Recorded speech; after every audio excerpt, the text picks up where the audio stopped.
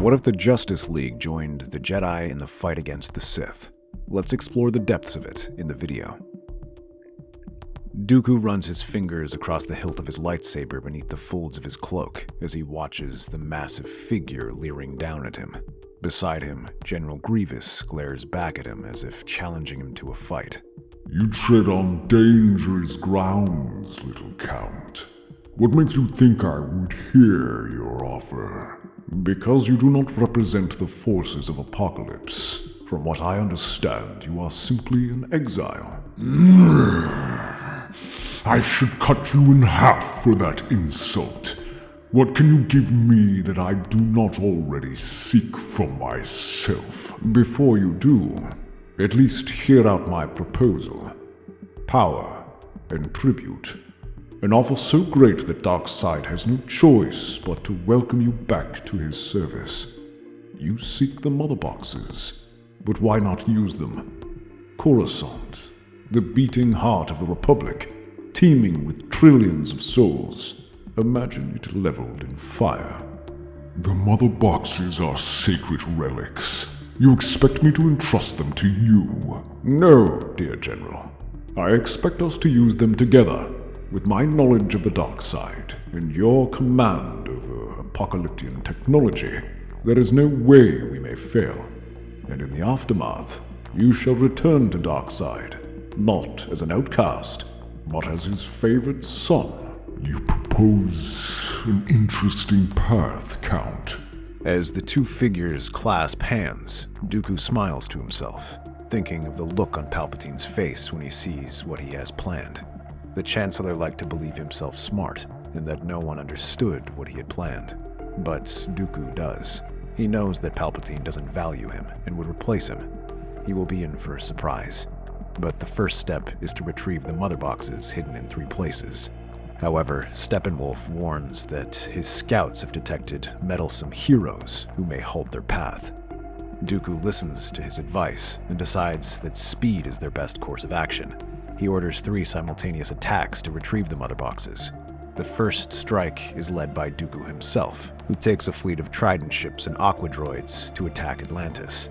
They lay waste to the city, razing its buildings and slaughtering its people. The attack is so sudden and mysterious that the Atlanteans struggle to organize a defense. But while its defenders struggle to hold this invasion back, Dooku takes a smaller ship to sneak into its laboratory and seize the mother box for himself. Meanwhile, on Themyscira, Steppenwolf favors an aggressive attack, simply rushing in and slaughtering the Amazons who get in his way, accompanied by his elite parademons. Though Queen Hippolyta fights bravely, the battle is one-sided, as Steppenwolf fights like a nightmare, shrugging off their attacks and making his way over to their temple, where the mother box lays. The final strike was led by General Grievous himself. Accompanied by his Magna Guards and a squad of Mandalorian mercenaries, he descends upon Star City. His Mandalorians can pass themselves off as regular humans, allowing them to scout ahead and track its location to Star Labs. But inside, they find Batman, the Flash, Wonder Woman, Cyborg, and Aquaman working feverishly with the Kryptonian scout shiphouse in the facility.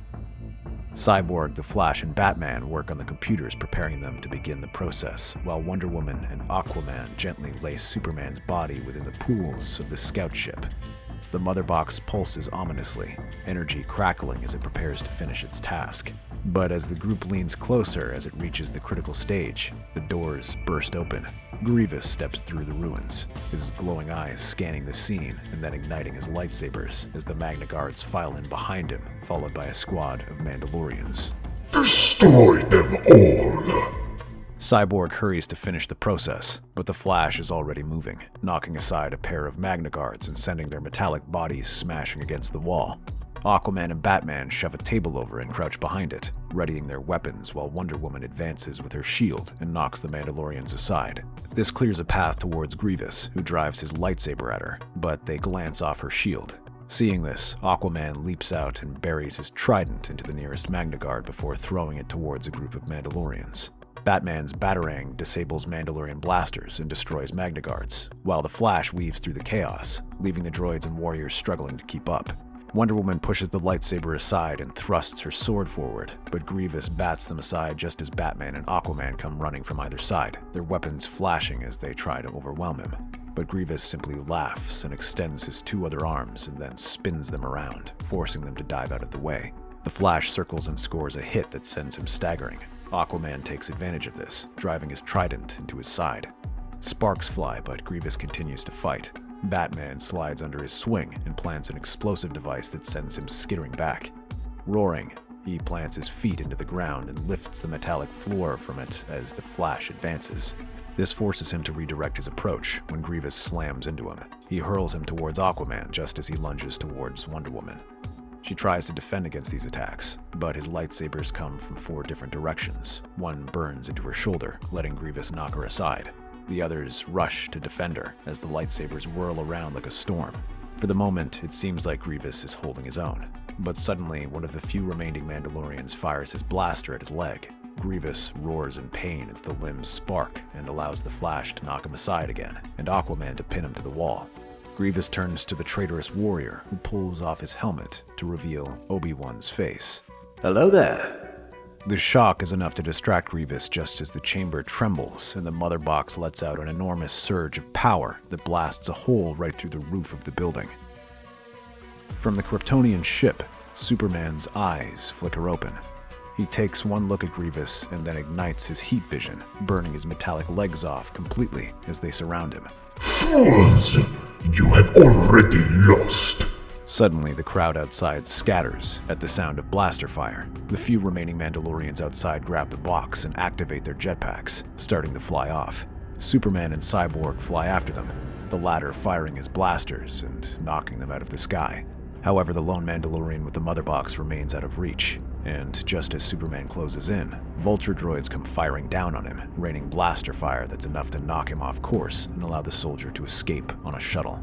While Superman descends, he glares at all of them, including the newly arrived Obi-Wan. "What kind of mess did I wake up to?" As the smoke clears, everyone gathers to discuss what just happened. Obi-Wan explains that he was sent here after he caught wind that Dooku was recruiting Mandalorian mercenaries for some sort of expedition somewhere, and infiltrated their ranks to learn what happened. Dooku was leading them here to look for some powerful artifact. As to what, he isn't sure. That is when Wonder Woman places the lasso of truth around Grievous and demands that he tell them what happened. Isn't it obvious, little princess? The victory of the CIS and the destruction of the Jedi. That mother box has the power to turn an entire planet into a wasteland. And Dooku intends to unleash it on Coruscant. In a matter of days, your precious republic will be no more. We have to stop him. There are trillions of people on Coruscant. Yeah, just one question. If this is in another system, how do you plan on getting there? We have a spaceship right here. He taps the hull of the Kryptonian spacecraft. The rest of them look out at the ruined vessel with some concern. They take a step back, except for Superman, who seems intrigued. Reactivating this war machine after everything that just happened is a great risk, Batman. To top off a day of huge risks already. It isn't a risk, it's madness. Do you want us to use this ship? The one that helped level half of Metropolis? We barely understand how it works. Do you have a better idea? Unless you're willing to fly us there. I would normally contact a fleet, but this planet is too remote for any of them to reach us in time. I suppose I could help repair it. So will I. The Kryptonian ships respond to fellow Kryptonians. Maybe I can deactivate its security measures and make it safer to use. Whatever we do, we must act fast. The longer we take here, the closer Dooku gets to Coruscant. As none of them have a better idea, they all begin working on repairing the ship. Batman and the Flash study its designs, learning whatever they can to try and create contingencies in case something happens when it's turned on. Meanwhile, Obi-Wan, Superman, and Cyborg tinker with the ship's systems, trying to attune themselves to it and understand what to do. This leaves Aquaman and Wonder Woman to handle the physical grunt work themselves, repairing any damages they suffered during its invasion and making it space-worthy. Bit by bit, the ship comes to life. The first thing they focus on is its communications, allowing Obi-Wan to reach out and contact Anakin, warning him about the impending arrival of Dooku's fleet. He tells him to warn the Jedi and delay him as long as possible. Whatever happens, Dooku must not be able to bring the mother boxes to the surface. However, that is easier said than done, as the Separatist fleet erupts from hyperspace, numbering hundreds strong in perfect formation. Dreadnoughts and battleships rush on ahead with destroyer and frigate escorts, while carriers hang back and release swarms of starfighters. The Republic fleet scrambles into formation, Star Destroyers unleashing volleys of turbo laser fire, trying to blunt their advance. In the heat of battle, Anakin Skywalker pilots his starfighter through the chaos. His clones rally behind him, supporting his attack run as they blow through droid starfighters. He soon manages to clear up his sector, but this is a localized success, and all around him the Republic forces are slowly being overwhelmed. Steppenwolf commands the CIS forces, directing his ships in aggressive formations that batter the Republic fleet, resulting in serious losses, but it breaks up the Republic's formation for them to attack. They are surrounded by massive swarms of dropships, deploying countless battle droids. Seeing that the battle is shifting to the surface, Anakin detaches himself to rejoin the ground forces and repel the invaders. Anti-aircraft cannons blast the ships, knocking dozens of them from the sky, but more manage to reach the surface and begin deploying their droids. But then, the real terror arrives. Steppenwolf leads the first wave, his parademons shrieking through the smoke-filled sky as they descend upon Coruscant's defenders. He leaps from his command ship, landing amidst a battalion of clone troopers. He carves through their ranks, armor and flesh alike shredded in his wake. The clones fight valiantly, but against Steppenwolf's might, it is no contest. Advance! His parademons swoop down, snatching clones into the air before hurtling them to their deaths. Droidicas roll into formation, their shields flickering as they cut down Jedi and troopers alike. ATTE walkers desperately try to hold the line, but a massive boom signals their doom. Apocalyptian war machines emerge, hulking metal monstrosities that crush everything in their path. As the battle rages on, the Jedi desperately attempt to counter the relentless assault. Master Plo Koon and Kit Fisto lead counterattacks, cutting down waves of droids and parademons. But even they begin to falter as Steppenwolf joins the fray, his axe colliding with Plo Koon's blue blade in a shower of sparks. Both are meant to go on the offensive, but in the end, neither can do anything more than defend against his attacks. They are both forced to retreat. Once the area is secure, Dooku emerges from the ship, escorted by a squad of commando droids and Mandalorians as they bring the mother boxes with them. He glances around and directs Steppenwolf and his forces to an area that would be ideal for them to begin the process. They break off from the main assault, taking only their escorts to a large hole bored into the ground, the Chancellor's bunker. This shall be the place where they plant the mother boxes and destroy the planet from the inside out. The small Jedi escort there, led by Shaak Ti, are easy prey for Steppenwolf as they try to buy time for the Chancellor to reach the bunker. But as Shaak Ti falls, the axe shearing through her chest, a set of figures emerge from the darkness. Anakin Skywalker, Plo Koon, and Kit Fisto charge forward, accompanied by Captain Fordo and the Monolist 10. They strike hard, blasters and lightsabers flashing. In a few seconds, they manage to cut down most of their escort and rush at the pair. Anakin is the first to reach him, sweeping his lightsaber against Steppenwolf, using his speed to try and cut him down before he can react. However, the general is faster than expected and parries this strike and drives his axis haft forward, throwing him back. Plo barely stops his advance with a burst of force lightning, while Kit Fisto rushes at Dooku, their lightsabers clashing in a flurry of strikes. At that moment, Obi-Wan and the Justice League arrive. Their starship is small enough to dodge the space battle as they make their way to the surface. Before they even reach the ground, Superman and Cyborg leap out of the ship, attacking forces from the air. The two whirl around, blasting through vulture droids with heat vision and blasters. Soon, the sky is raining debris as they shrug off these attacks and continue their advance, clearing a path for their ship. Batman takes control of the starship controls, blasting through their defenses to help support the pair. As they reach the surface, the Flash gets into action. To most, he's little more than a blur of light, but to many, he is a savior. He zooms through the battlefield, pulling civilians from burning buildings, pushes clones from the line of fire, and then sweeps through droid lines, turning them into scrap metal. Meanwhile, Wonder Woman rushes forward, rallying her beleaguered clone forces as she leads a countercharge with her sword held high and her shield ready. Aquaman isn't far behind, sweeping his trident and throwing aside droids, or leaping into the air to land behind enemy lines where he can cause chaos. Batman begins hacking into the CIS battle station, turning some droids against each other, while Superman and Cyborg rain destruction from above. Their incredible powers decimate the droid forces, crushing them and leaving the clones in awe as they watch the battle. The remaining Jedi rally their forces and rush to support them as Obi-Wan rushes to their side. From 7, their forces grow into dozens, while the Jedi rally around them, cutting through their ranks and using their force abilities to support the supers. Amidst the chaos, Commander Apo appears, reporting to Obi-Wan and saying that General Skywalker has engaged Dooku and Steppenwolf in the Chancellor's bunker. By the time they arrive, the scene is grim. Plo Koon and Kit Fisto lie slain, their bodies still smoldering from the battle. Most of the Monolith 10 have fallen, their sacrifice buying time for Anakin and Fordo to stop them. Anakin struggles to halt Dooku's attacks, their lightsabers flashing as Dooku moves with the same elegance he did on Geonosis. Though he might have slowed slightly, his movements are as refined as ever, and he advances fearlessly, driving Anakin back until a burst of lightning slams against him. The clone captain hurls a grenade straight at Steppenwolf's chest, which explodes harmlessly against him. The clone fires his blasters until he feels the flat of his axe slam against him and sends him stumbling back. Dooku steps over him and is making his way deeper into the facility. Steppenwolf follows, leaving the clones alone. The Justice League and Obi-Wan come rushing in, their weapons ready. Took you long enough. We had engine troubles, unfortunately, but I brought friends. Meanwhile, Dooku finds Palpatine in the bunker, unguarded, but also unafraid. His eyes narrow as he watches Dooku and Steppenwolf enter. This was not part of the plan, Dooku. It appears then that the plan has changed. I knew you planned on betraying me, but do not think for a moment I will meekly accept my fate. Still, you do not have to die for this mistake. Indeed. Surrender and become a vassal to Apokolips, and you shall be spared.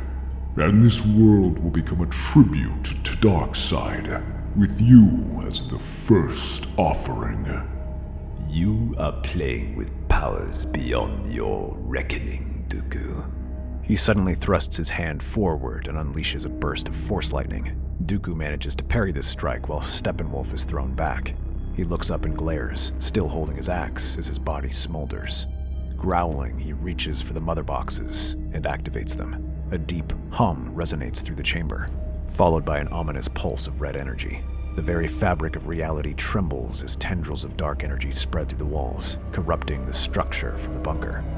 The air grows heavy with a raw power as the mother box begins to terraform the environment, their influence distorting gravity and warping matter itself.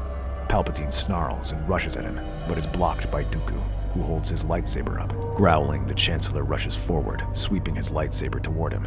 But Dooku checks these blows and slides past them before thrusting his lightsaber forward.